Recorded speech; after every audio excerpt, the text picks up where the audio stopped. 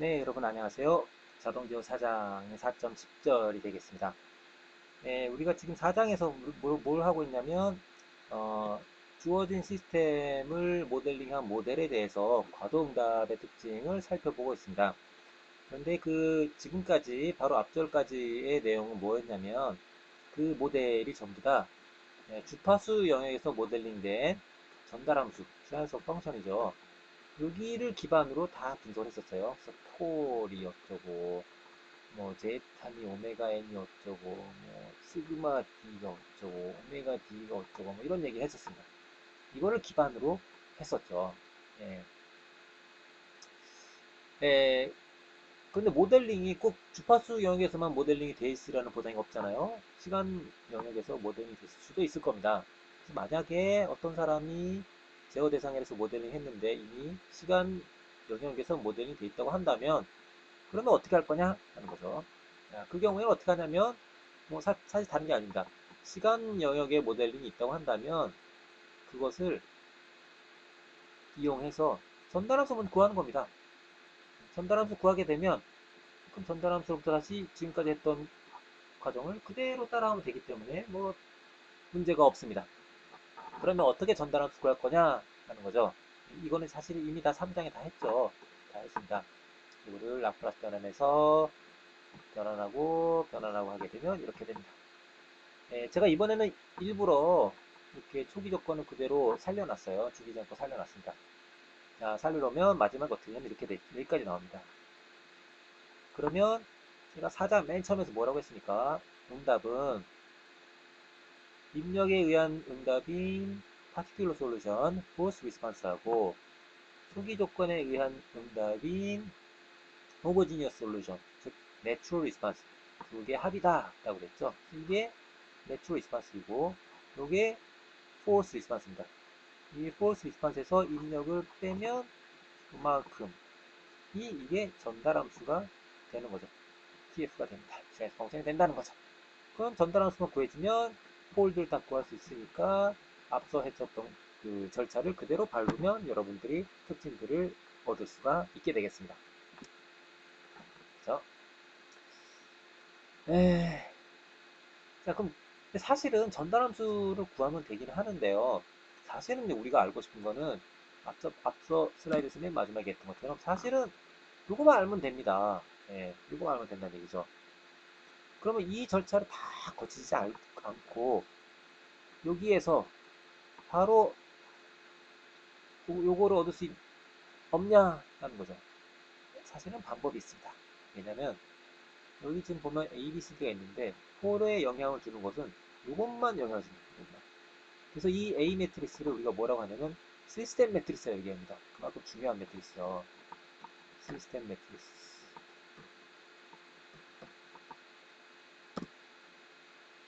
자, 그럼 어떻게 구하면 되냐? 면 이렇게 si-a의 디터미넌트 구하면 여러분들이 아이겐밸류 구할 수 있고 이 아이겐밸류가 전달함수의 폴과 같습니다. 사실 엄밀히 말하면 같은 건 아닌데요. 같지 않은 경우도 있을 수가 있는데요. 지금 여러분 입장에서는 그냥 같다고 생각하면 되겠습니다. 이게 왜 그렇게 되냐면 앞서 있었던 전달함 수식을 보게 되면 이렇게 되는데 여기서 분모를 만들어내는 텀이 결국 이게 됩니다. 분모의 다항식 폴리노미얼을 만드는 게 저거다 라는 거죠. 그리고 여러분들이 또 뭘 배웠냐면 앞서서 모델링 할 때 페이즈 베리어 포미니, 컨트롤 캐노니컬 포미니 그런 용어들을 잠깐 들은 적 있고 실제로 페이즈 베리어 폼은 여러분들이 배웠습니다. 페이즈 베리어 폼을 배웠을 때는 이게 이제 분모의 다항식의 개수들이었었어요. 그죠? 그래서 개수들을 이용을 해서 아이겐밸류를 그대로 구해도 되고 사실 지금은 뭐 툴들이 워낙 좋기 때문에 여러분들이 갖고 있는 이무의 툴들을 그대로 활용을 해서 구하면 됩니다. 흥미가 있으면 흔히 얼마냐, 뭐 아이겐밸류 얼마냐 이렇게 구하면 됩니다. 굉장히 쉽습니다.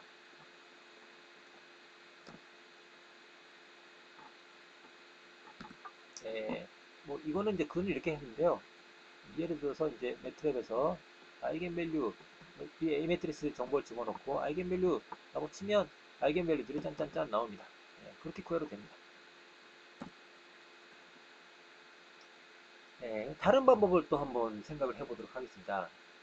시간 영역에서 솔루션을 구하게 되면, 해를 구하게 되면, 응답을 구하게 되면 여러분들이 이와 같은 수식을 구할 수가 있게 됩니다. 그러면 이거 사실은 이제 앞에 있었던 예, 여기 있죠. 이건 라플라스 역변하면 됩니다. 라플라스 역변. 이런 것들 라플라스 역변하면 된다. 그러면 이렇게 됩니다. 이렇게 되는데요. 마찬가지로 초기 조건에 의한 응답인 내추럴 리스폰스하고 인풋에 의한 응답인 false 리스폰스 두 개 합입니다. 다른 말로 또 보게 되면 이거는 인풋이 없을 때 응답이니까 제로 인풋 리스폰스고 요거는 초기 조건이 없을 때, 초기 스테이지 없을 때 응답이니까 제로 스테이트 리스폰스라고도 이야기를 합니다. 다 같은 얘기들입니다. 아니 이런 응답을 구하려면 뭘 구해야 됩니까? 요걸 구해야 되죠. 요거. 이걸 구해야 뭐 풀든지 말든지 할 거잖아요. 요거를 이렇게 표기를 했습니다. 표기법이죠.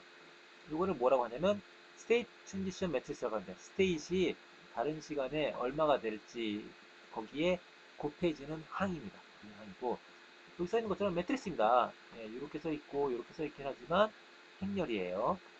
요거 어떻게 구할 거냐 하는 것은 이렇게 구해도 되고요. 헤일리 해미드 티어럼이 적용해도 되고요. 여러분이 매트랩이 있으니까 간단하게 매트랩의 힘을 빌려서 구할 수도 있습니다. 네, 먼저 요 각각의 부분에서 보도록 하겠습니다. 첫 번째부터 si-a 인버스 이용해서 구하는 방법이죠. 여기 있는 것처럼 si-a의 인버스를 이용해서 구할 수도 있고 바로 그냥 이걸 구한 것을 가지고 인버스 라플라스 통해서 짠 하고 구할 수도 있습니다. 이렇게 첫 번째 방법이죠. 아주 간단하죠. 매트랩의 힘을 빌리면 훨씬 쉽게 물론 이렇게 손으로 풀어도 되고 매트랩을 이용해서 풀어도 됩니다. 그 다음에 여기 있는 것처럼 그냥 매트랩을 이용해서 한다는 거죠. 그냥 하는 거면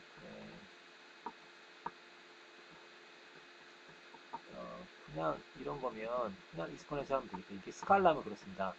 그렇지 않고 이렇게 행렬인 경우에 매트릭스인 경우에는 이런 게 있어요. 매트랩에 보면 이런 그 함수가 지원이 되고 있습니다. 그래서 행렬인 경우에도 그냥 있는 그대로 모양 그대로 갖다 써주게 되면 결과를 짠 하고 나타내 줍니다. 아주 편리하죠. 그런 걸 통해서 스테이트 트랜지션 매트릭스를 여러분들이 구할 수가 있습니다. 네, 4장의 마지막 케이스 스터디가 되겠습니다. 계속 보고 있는 안테나 컨트롤인데요. 지금 보게 되면 이제 전압이 가해져서 각속도가 나오는 그런 시스템입니다. 거기에 모터하고 로드가 있고 로드랑 이 몸체를 얘기하는 거죠. 그 다음에 모터를 굴리기 위해서 파워앰프가 앞에 있습니다. 이 전체 전달함수를 하나로 통합시키면 이렇게 된다는 거죠. 2차 시스템인 걸 알 수가 있죠. 분자는 상수만 있는 것도 알 수가 있습니다. 이거를 라플라스 역변을 하게 되면 이렇게 된다 하는 거죠. 부분부수로 하게 되면 그렇게 됩니다. 자, 여기서 한 가지 여러분 알 수 있는 것처럼 보게 되면 폴이 어디 있습니까? 하나는 마이너스 2.71, 또 하나는 마이너스 100 이렇게 있죠. 즉 하나는 마이너스 2.71이 있고 또 하나는 마이너스 100 엄청 멀리 있죠. 이 둘 사이가 굉장히 멀다라는 것을 알 수가 있습니다. 자, 그러면 여기에 의한 거는 이렇게 될 것이고 여기에 의한 거는 이렇게 되겠죠. 요거는 뭡니까? 마이너스 100t니까 t가 조금만 있어도 요게 굉장히 커져서 확 줄어드는 걸 알 수가 있죠. 즉, 이 항은 요거는 실제 실질에서 보게 되면 초기 값이 얼마인지 모르겠지만 확 줄어서 샥 소멸돼 버리는 금방 사라져 버리는 보이지도 않을 정도로 굉장히 빨리 없어지는 그런 항이 될 거다라는 걸 알 수가 있습니다. 자, 어쨌든 간에 전달함수는 이렇게 돼 있고 이 전달함수 분석을 해봤더니 서로 다른 이제 두 식을 갖고 있는 걸 알 수 있습니다. 아까 전에 100하고 1.72였었죠. 그죠? 그래서 오메가 n을 구해봤더니 이렇게 됐고 제타도 확실히 서로 다른 두 실근이니까 당연히 1보다 큰 값이다. 오버댐 시스템이다. 라는 것을 알 수 있습니다. 여기에 대해서 스텝 리스판스 봤어요. 그래서 스텝 인풋을 넣었습니다. 응답을 봤더니 이렇게 나왔어요. 자, 나온 걸 봤더니 인풋에 의해서 나타나게 되는 응답이 있고 시스템의 폴에 의해서 나타나는 응답이 있고 다른 폴에 의해서 나타나는 응답이 있습니다. 이 가운데 항을 좀 관찰을 주목을 하고 싶어요. 아까 얘기했던 것처럼 응답이 굉장히 빨리 사라진다고 했었죠. 게다가 크기도 처음에 시작하는 크기마저도 굉장히 작은 것을 알 수가 있습니다. 따라서 이거는 야 거의 있으나 마나구나 너 그런 걸 알 수가 있죠. 그래서 이거를 시간 영역으로 모델링 해봤습니다. 그래서 시뮬레이션 한번 해봤어요. 자, 시뮬레이션 하는데 이 파워앰프가 있는 경우하고 없는 경우에 대해서 두 개로 나눠서 해봤습니다. 좀 전에 수식이 이렇게 된다는 걸 알 수가 있었죠. 그래서 파워앰프가 있는 경우가 빨간색이고 없는 경우가 파란색인데 지금 보게 되면 두 개가 거의 같은 걸 알 수 있어요. 겹쳐 있죠, 그죠? 예, 빨리 사라지는 데다가 크기마다 작아요. 그래서 존재감이 없다라는 것을 알 수가 있습니다. 네, 여기까지가 4장이 되겠습니다. 우리가 제어하고자 하는 대상의 모델에 대해서 살펴보고 있고 그 모델은 1차 시스템에 대해서 모델링한 것이라고 가정을 했었고요. 그것이 과도응답이 어떻게 되는지를 1차 시스템과 2차 시스템 그 다음에 추가로 폴이 있는 경우, 지로도 있는 경우에 대해서 살펴봤었습니다. 그리고 과도응답의 성질을 정량적 특징들을 인덱싱하기 위해서 파라미터를 몇 가지 추출했었어요. 그래서 1차 시스템에 대해서도 뭐 라이즈 타임이니 세트링 타임이니 시정 순위 이런 것들 얘기했었고요. 그다음에 세컨 오더 시스템 같은 경우에는 2차 시스템은 2차 시스템만의 고유한 특징을 갖고 있는 복소근을 갖는 경우에 대해서 살펴봤고요. 주로 살펴봤고 그게 언더댐 시스템이었습니다.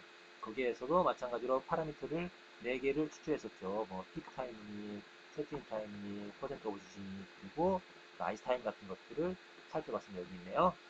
그런 것들이 시스템의 폴과 혹은 시스템의 분모의 다항치 개수들과 혹은 분모의 개수들인데 제타나 오메가에는 표현한 것과 혹은 폴의 실수 부분과 허수 부분과 이런 것들과의 관계가 어떻게 되는지에 대해서 살펴봤습니다.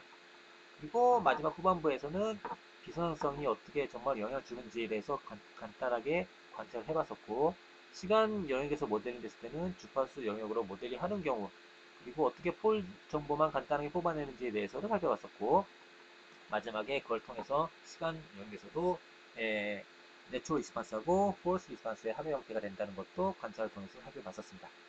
이상으로 4장을 마치고 5장으로 가도록 하겠습니다.